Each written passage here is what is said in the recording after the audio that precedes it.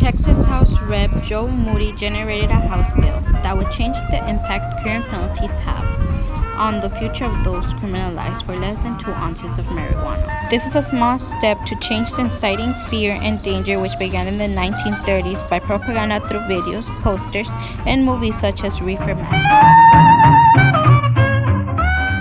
These high school boys and girls are having a hop at the local soda fountain. Innocently they dance.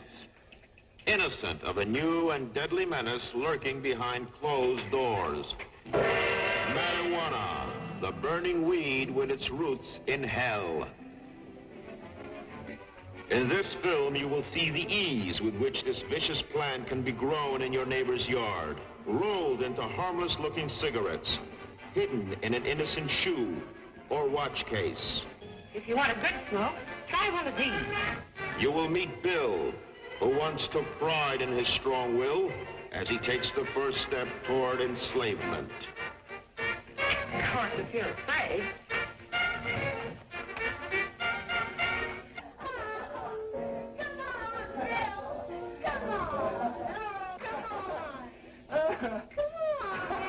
Smoking the soul-destroying reefer, they find a moment's pleasure, but at a terrible price.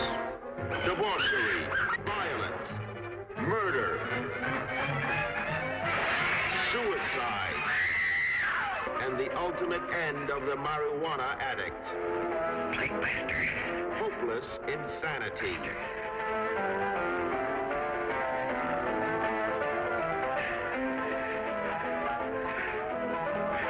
See this important film now, before it is too late. Propaganda like this is what turns facts into taboo. To understand this House bill, we have to look a bit into history and the theories that have come up since then. In the 1930s, under President Herbert Hoover, Secretary of Treasury Andrew Mellon promoted his niece's husband.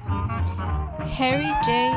Anslinger became head of the Bureau of Narcotics. Mellon was rich, with massive investments in the DuPont Company, which just invented Nillen. The fear Nillen would have competition from hemp, which was traditional, led to an insured position to take hemp out of the market. To accomplish this, journalist William Randolph Hearst made propaganda for the FBN. This campaign won popular opinion in the 1937 Marijuana Tax Act passed. Consequently, the Controlled Substance Act of 1970 became effective.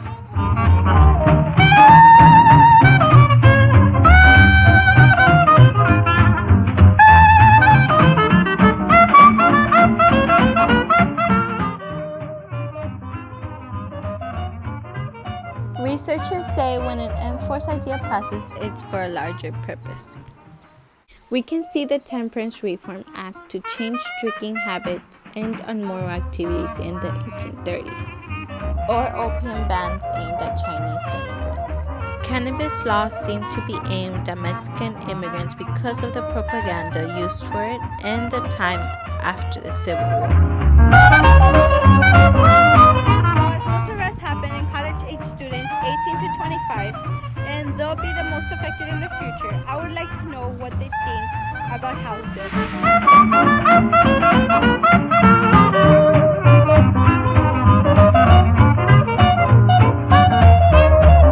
I'm for this move because there's a lot of people out there that are doing worse things, and they take it out on people that it's not really considered something bad, and it's harder for them to get integrated into the community because they can no longer find jobs because people automatically view them as a bad person because of that specific reason. I'm for it because alcohol is more dangerous than marijuana. It should be penalized less than alcohol. Yes, for the community, it would increase jobs of people that are not employed yet. Then that will help the economy grow, and that would bring to political. For it because I think we could make good use of the taxes and all the money that's going to go into it rather than punishing people and help out the community. So especially because of the revenue that it would bring for the state. I think that people do take it a little bit far. Nobody should be arrested because of that. There's worse offenders. People are doing way worse things than smoking marijuana. For this legislation, 100%. It provides great economic opportunities, more jobs, more people focusing on the material that's growing, medical research as well. I've seen multiple videos of children with palsy, seizures, autism. They've taken CBD oil, THC tinctures, and they've actually came out better, more relaxed. They can handle their, I don't want to say disabilities, but they can handle them a lot better and with more control. I remember seeing a man that couldn't hold a spoon still, and he took some CBD and he managed to write his name with his own signature for the first time in about 5 years. And that kind of thing that you can't get with anything else, so far, according to our research, it's something special. And I think there's a lot of opportunity there. Absolutely not.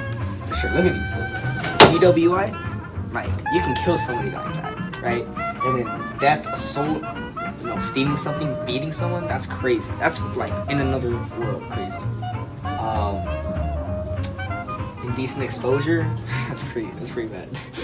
Prostitution, public threats, calling a school saying you're gonna shoot it up, calling in a bomb there to get out of school, that's like federal like offense type stuff. That's crazy. I don't think possession of marijuana, something that calms you down, something that relaxes you, lets you like go to sleep easier. I don't think this should be tied in with anything else that way. I can like promise you 9 times out of 10, if you give marijuana to anyone that's doing these things, they'll pretty chill out. They'll go real fast.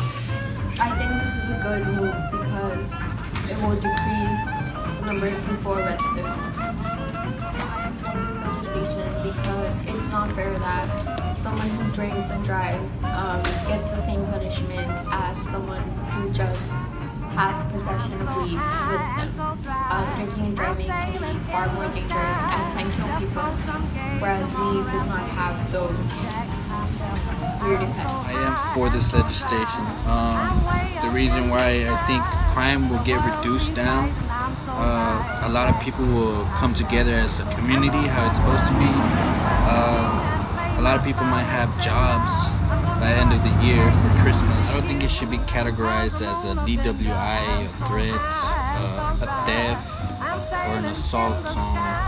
It's just ridiculous. Like, I don't feel, or none of my friends feel like they want to go out and drive and kill people or steal their grandmas or something. I'm for it because the state and the county will start saving a lot of money.